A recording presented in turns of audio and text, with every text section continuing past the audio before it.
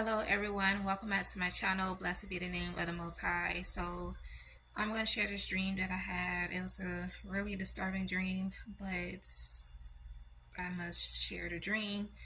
And before I go any further, I just want to leave a disclaimer to anyone out there who may be sensitive to any type of abuse, because it is solely on child abuse. So if that's something that you're sensitive to and it may trigger you, then I advise you not to watch this video any further.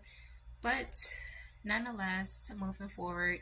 So in this dream, I was watching this woman's live. I don't even know how I got on her live, but I was watching this lady. She was like, in the beginning of the video, she was just rambling about a lot of different stuff, and she was moving the phone around a lot. So whatever she was trying to show us, it was just all over the place, and stuff that she was saying was kind of like inaudible, so you really couldn't really clearly make out what was being said. But then eventually she slowed down and she was like, yeah, I hate to have to do this.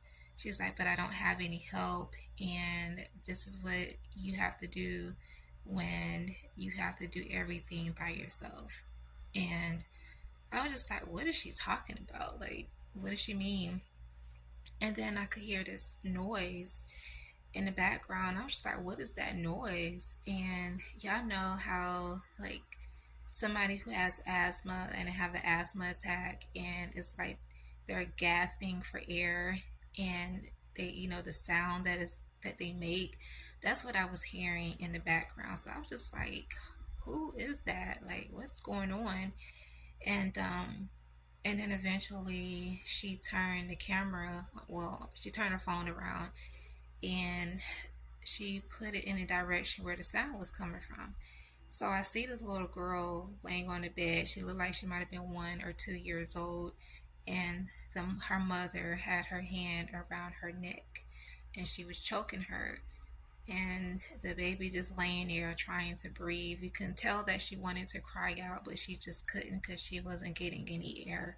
So I'm just like, what is wrong with you? So I'm getting angry because I'm like, okay, now you're crossing the line. Like, why would you want to hurt your child? And some people in the comments were freaking out. They were just like, no, don't do that. Like, let her go. And it was just like, anybody know where she lived, call the police, stuff like that. And so I'm just like, yeah, somebody drop the address so I can pull up and get the baby out of there, and then turn around and beat mama down because she done lost her mind doing something like that. So I was just kind of like really angry. And so eventually she let go of the baby's neck, and then she turned the phone back towards herself, and she was just like, yeah, um, it was, I don't know, like I felt like I had a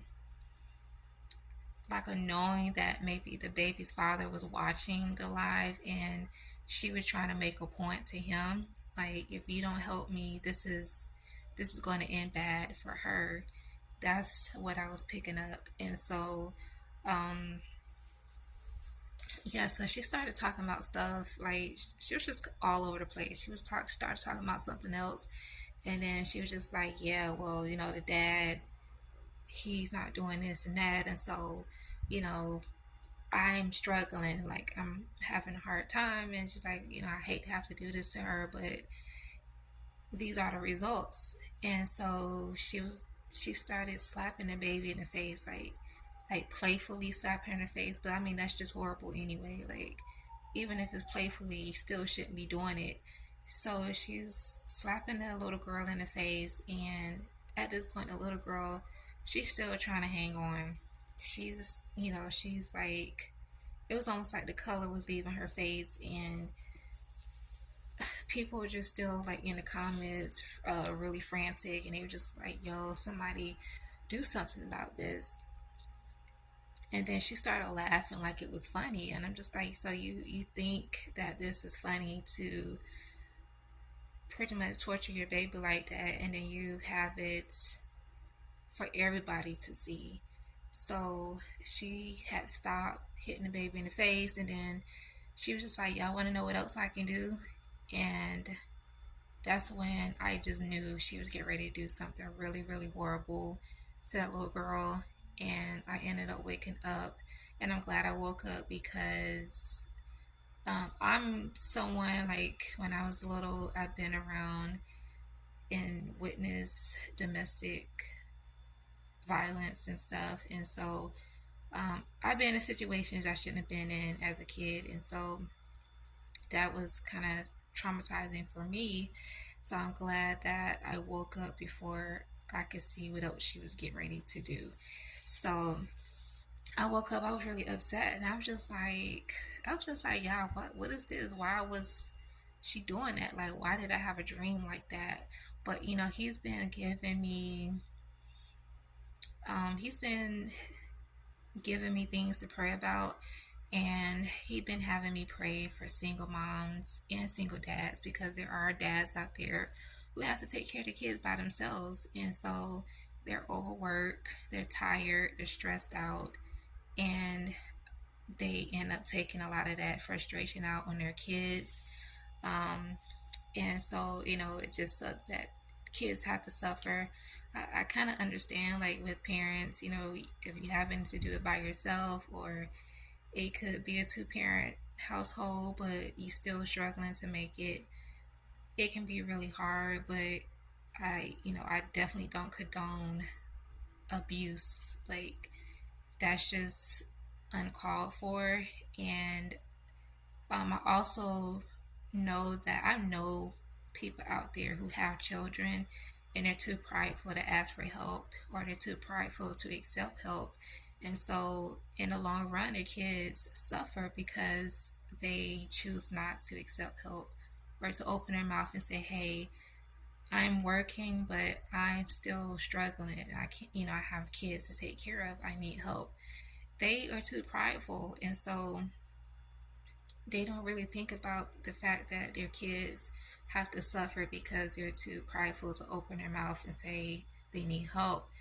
And, I get it, but you got to think about your children.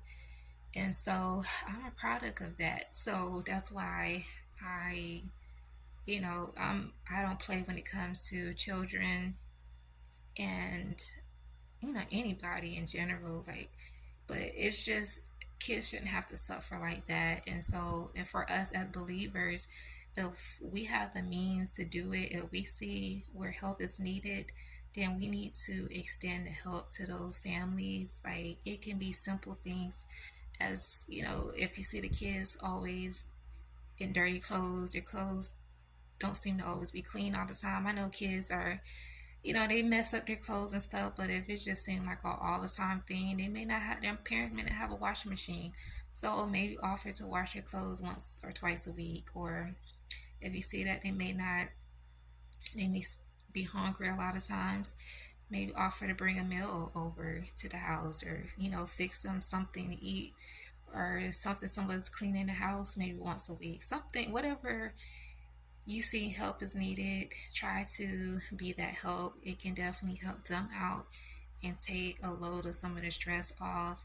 And of course, you want to be led by the Most High in those situations, because sometimes that can put you in danger because you don't really know their temperament and everything. So always prayerfully go about it, but at least try to help if you can. And pray for the single moms and dads out there, or just parents, two parent households that's struggling.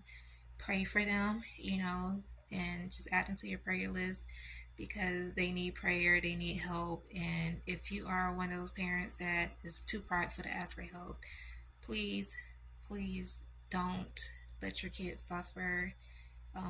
Ask for help, accept help. Sometimes it may not come from your family. A lot of times the help have to come from somebody that you don't really know well, and it does. Sometimes you just have to. It has to be that way. So, yeah, that's pretty much it. Thank you guys for tuning in. May the Most High bless you all.